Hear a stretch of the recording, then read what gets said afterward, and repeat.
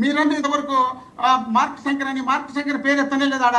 మీరు చూస్తున్నారు, రుచి చూసినారు. అంటే రుచి అంటే మీరే చెప్తున్నారు. ఇప్పుడు ఆయన క్యాబినెట్ కు పోలేకుండా పోతూ లిఫ్ట్ లో కింద కూర్చున్నాడంట. ఏమైంది అనుకోని అది కూడా అనుకోవచ్చు కదా. ఏడుకొండల దగ్గర పోయి అనవసరమైనట్టు రాద్ధాంతం చేసి అక్కడ పోయి అనవసరంగా దేవుని అపార్థాలు చేసి అక్కడేదో ఆవుని పని కుక్కని అని కలిసిందని చెప్పి ప్రచారాలు చేసి ఈ ప్రచారంలో భాగంగా ఆయన రుచి చూసినాడు అనుకోవచ్చు కదా. దాన్ని పట్టుకొని వదిలిపెట్టి ఆయన ఏదో కొడతారు, వీళ్ళంతా కొడతారు, వీళ్ళంతా చంపడానికి ఉన్నారా? మీరు రాజకీయాలు చేయడానికి లేరా? చంపడానికి, కేసులు పెట్టడానికి, ఇండపడడానికి, ఇంకా వేరే పనుల్లో లేకుండా మీరు ఇచ్చినటువంటి హామీలు ప్రజలు మీకోసం ఎదురు చూస్తున్నారు. ఆ హామీలు నెరవేర్చాలని ఉద్దేశం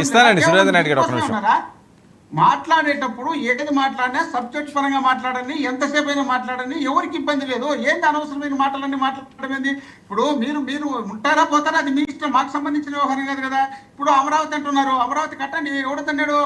2015లో వచ్చి నరేంద్ర మోడీ గారు శంకుస్థాపన చేసినారు. 15 నుండి ప్రధానమంత్రి